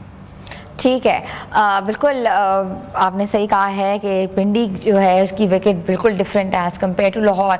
थोड़ी सी बात करते हैं, आपने देखा होगा कि एक बड़ी मसला सामने आया है रेफरी क्रिस ब्रॉड का, जिन्होंने दावा किया है कि हमेशा से उनको ये कहा गया है कि भारत पे हाथ हल्का रखें, या व्हाट्सएवर जो भी कंट्रोवर्सीज बढ़ी है। हमें पता है कि इंडियंस डोमिनेट करते हैं, आईसीसी में भी वही हैं।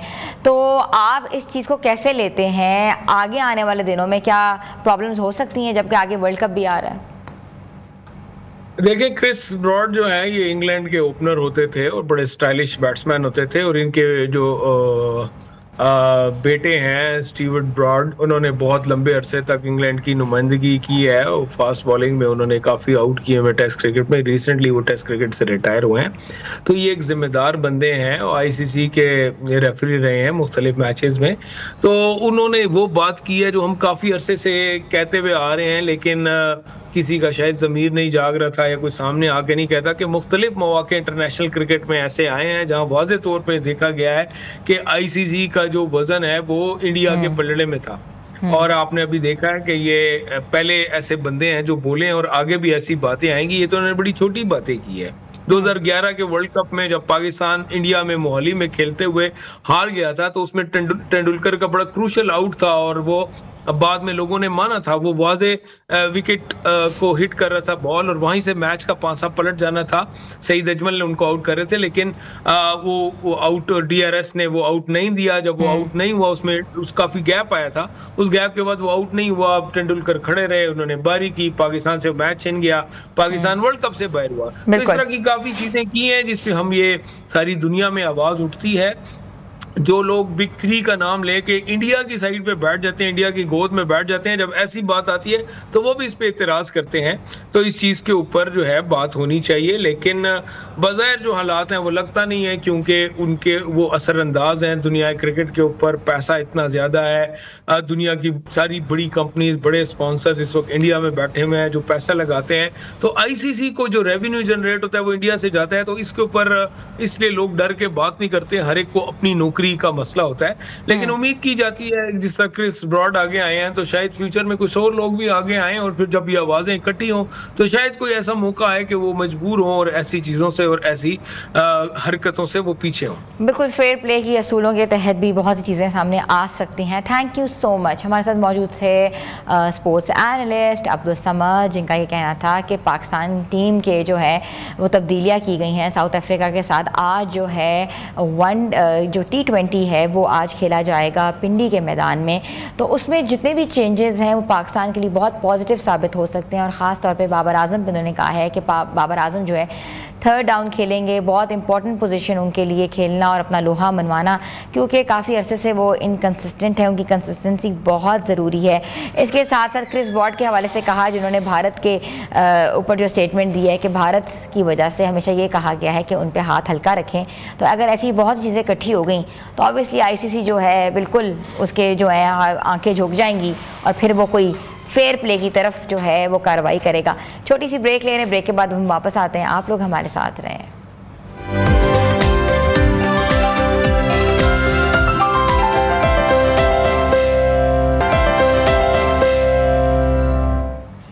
Welcome back viewers. सेहत के हवाले से तो हम बात करते हैं, मगर दांतों की सेहत कितनी ज़रूरी है आज हम आपको बताएंगे। अक्सर लोग ये शिकायत भी करते हैं कि वो दिन में 2 मरतबा जो है ब्रश करते हैं, फिर भी उनके दांतों में कैविटी या स्टेन्स पैदा हो जाती है। आखिर इसकी वजह क्या है?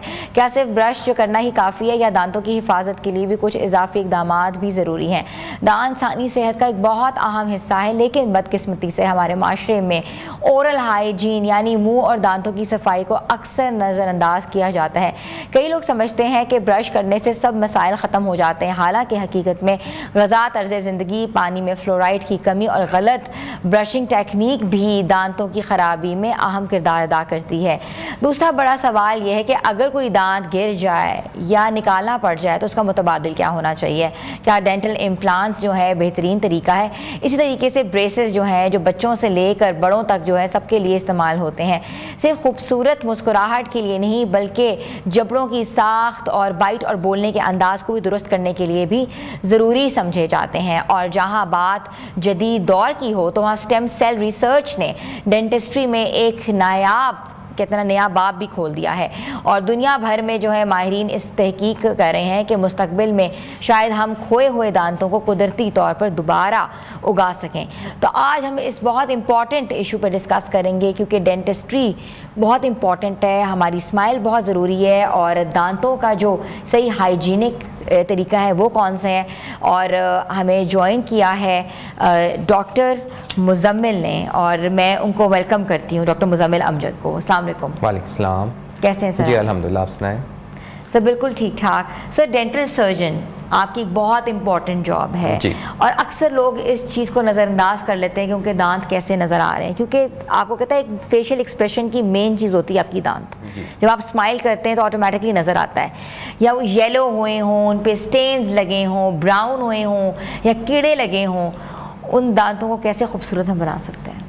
देखें, सबसे पहली बात तो आपने खुद ही बता दी कि ये वो चीज़ है जो कि हम हर जगह, हम जो स्माइल करते हैं, हम खाते पीते हैं, हर जगह में ये यूज़ होती है।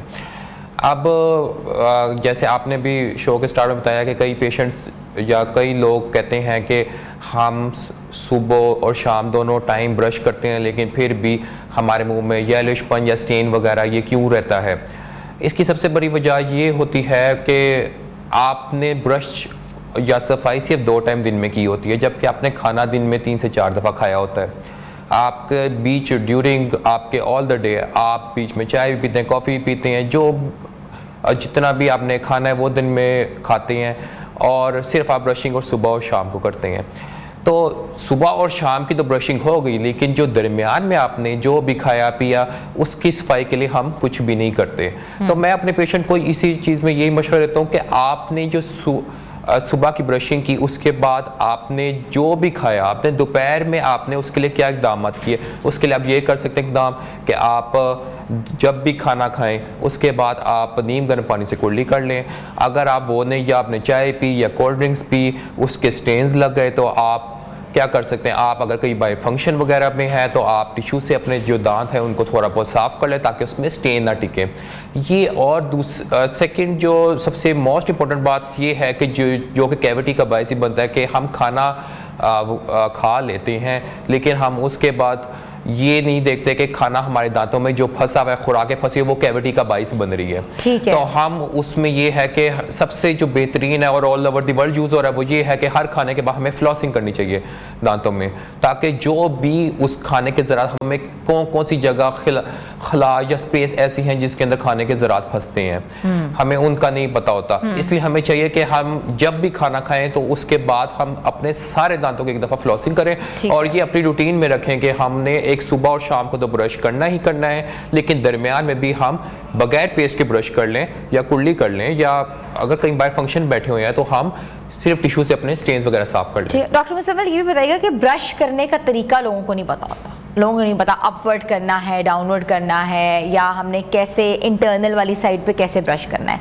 तो वो तरीका थोड़ा सा आप बेहतर बता सकते हैं कैसे करना चाहिए? जी, अव्वल तो हर पेशेंट पे ये वेरी करता है कि पेशेंट टू पेशेंट वेरी करता है। वैसे अगर हम सिंपल एक बात की जाए तो इसमें एक टेक्निक होती है जिसको हम मॉडिफाइड बैच टेक्निक कहते हैं। आजकल यूट्यूब पे मौजूद है, हर जगह पे मौजूद है, आप वहाँ से भी सर्च कर सकते हैं। करने का तरीका ये होता है कि कुछ लोग, कई पेशेंट मेरे पास आते हैं, वो कहते हैं कि हम ब्रिसल्स को पा लेके जोर जोर से रगड़ते हैं दांत को, जो कि बिल्कुल गलत है। इससे गम रिसेशन के बहुत केसेस आते हैं, और जो सर्वाइकल रीजन होता है दांत का, मतलब कि दांत का जो गम्स के पास, यहाँ पे गम्स और दांत आपस में जुड़ रहे होते हैं, वो वाला रीजन जो होता है वो वाला उससे ख़राब हो जाता है, ख़त्म। इसलिए कई बार वहाँ पे कैविटीज़ आई होती हैं।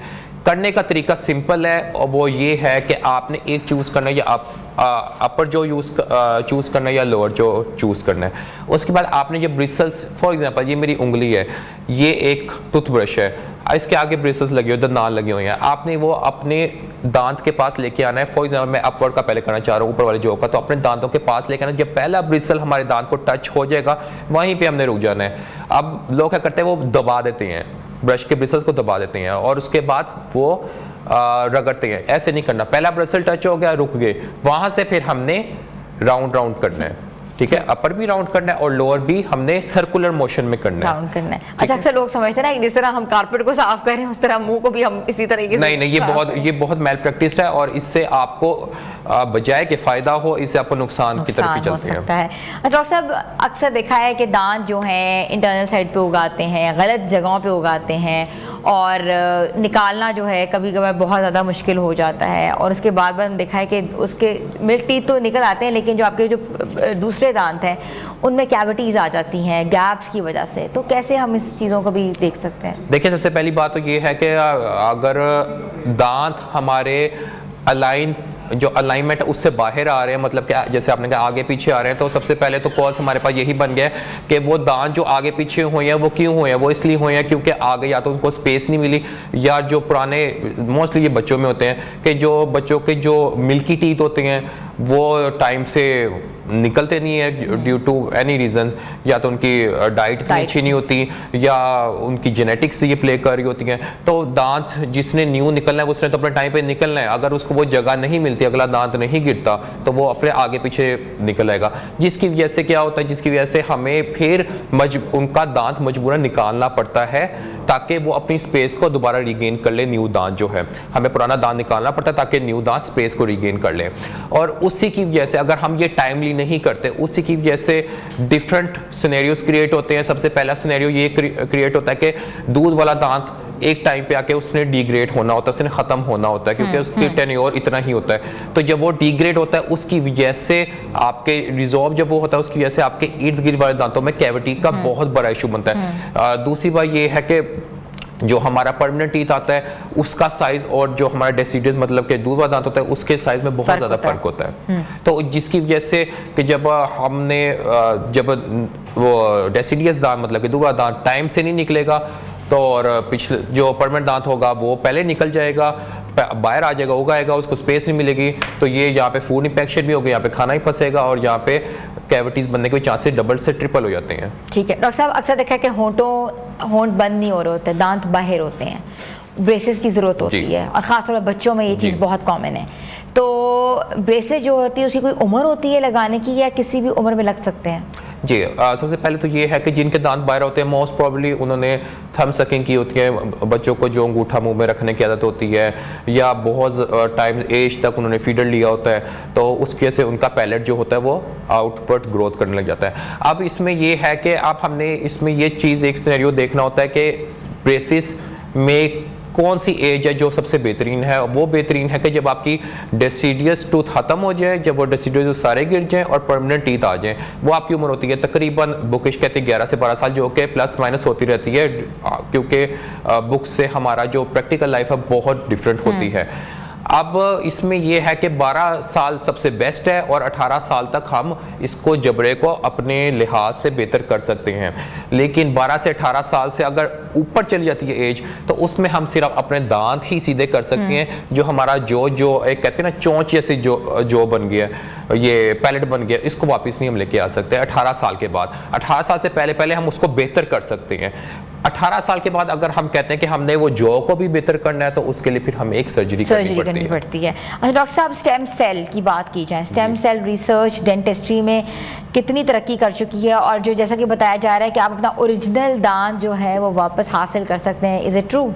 जी, अब ये हम स्टेम सेल के ऊपर जो इतनी भी रिसर्च हुई है, स्टेम सेल असल में है होता कहाँ से है? स्टेम सेल कहीं से भी नहीं आता, हमारे अपने ही मुंह से हमने सेल लिए जाते हैं। जैसे मोस्ट प्रोबेबली अगर हम ये मैं सिंपल सी एग्जांपल दूं तो हम आजकल हर पेशेंट की विजडम टूथ जो होती है वो एक्सट्रैक्ट हो रही होती है, क्योंकि वो अकलदार जिसे कहते हैं वो टेढ़ी होती है जिस तरह से भी होती है। वो जब दांत निकाले जाते हैं उसी के अंदर से सेल इकट्ठा किया जाता है, या उसके इर्द गिर्द पीडियल्स होते हैं, पेरिडोंटल लिगामेंट्स होते हैं, वहाँ से लिया जाता है। एल्वियोलर बोन जो हमारी बोन सराउंड करती है उधर से लिया जाता है। अब इसके ऊपर सर्च ये हो रही है कि जिस फॉर एग्जाम्पल अगर विजडम टूथ से सेल लिया गया तो वो दांत को उगाने के लिए लिया गया, अगर पेरिडोंटल लिगामेंट से सेल लिया गया तो वो पेरिडोंटल लिगामेंट को ही दोबारा रीजनरेट करने के लिए लिया गया। अब इसमें तरक्की इतनी हो चुकी हुई है कि अभी इस पे एक्सपेरिमेंट चल रहे हैं, अभी ना किसी एनिमल पे कोई टेस्टिंग हुई है ना किसी ह्यूमन पे टेस्टिंग हुई है। लेकिन अब बात ये आ जाती है कि अगर ये कामयाब हो भी जाता है तो कल को जब ये हम यूज़ करते हैं अपने डेंटिस्ट में यूज़ करते हैं, इसके बहुत ज़्यादा प्रोज और कॉन्स भी हो सकते हैं। सबसे बड़ा जो प्रोज तो ये होगा जो आपने हमें बता दिया कि एक नेचुरल टीथ ग्रो कर दिया, कॉन्स में क्या हो सकता है कि आपका दांत का शेड कौन सा होगा, दांत जो उग रहा है क्या वो आपके इर्द गिर्द दांतों का ले पाएगा, शेड ले पाएगा। फॉर एग्जाम्पल एक शेड आपका वाइटिश है, वो अगर चेंज शेड में आ गया, सबसे पहले वो। दूसरा ये है कि इसकी कॉस्ट भी बहुत ज़्यादा बढ़ने वाली है। अच्छा, इसकी कॉस्ट बहुत ज़्यादा होगी। और दूसरा ये जब हम जहाँ पे स्टेम सेल लगाएंगे उसमें से कहाँ वो निकलता है, वो अलाइनमेंट आउट होके निकलता है या वो स्ट्रेट होके निकलता है, ये बहुत ज़्यादा प्रोज एंड कॉन्स इसमें आ जाते हैं। लेकिन इसके ऊपर एक्सपेरिमेंट जारी है। इम्प्लांट की कीमत कितनी होती है? इम्प्लांट डिपेंड करता है। एक तो ये है कि इम्प्लांट क्वालिटीज़ पे भी डिपेंड करता है और इम्प्लांट एरिया टू एरिया पे डिपेंड करता है। इम्प्लांट की आपकी नॉर्मल जो स्टार्ट होती है कीमत वो 80,000 से स्टार्ट होती है और ये टुवर्ड्स 4 लाख 5 लाख तक जाती है। That's huge. Thank you so much. हमारे साथ मौजूद थे doctor Muzammil Amjad, dental surgeon थे। आज हमने दांतों पे बात की है, दांतों के सेहत के हवाले से बात की है, कितनी ज़रूरी है, जो लोग इम्प्लांट्स कराना चाहते हैं वो कितने उनको पैसे चाहिए और स्टेम सेल्स जो है वो तरक्की कैसे कर रहा है। तो कहते हैं ना कि आपकी जो स्माइल होती है, आपके दांत अगर सेहतमंद हो तो पूरा जिस्म जो है वो सेहतमंद होता है, आपकी पर्सनालिटी चेंज हो जाती है अगर आपके दांत खूबसूरत हों। कहते हैं ना कि यूरोपियन स्माइल जो होती है वो बहुत ज़रूरी है और इंक्लाइनेशन बहुत ज़रूरी है। तो व्यूअर्स, आज का प्रोग्राम आपको कैसा लगा, अपना फीडबैक ज़रूर दीजिएगा और हमारे सोशल पेजेस पे जाएँ, जाके कॉमेंट भी करें, कॉन्टेंट भी देखें और बताएँ कि आप कौन सा कॉन्टेंट मज़ीद देखना चाहते हैं। मिलेंगे कल नए प्रोग्राम के साथ। अपनी होस्ट हिना सलमान को इजाज़त दें, तब तक के लिए अल्लाह हाफिज़।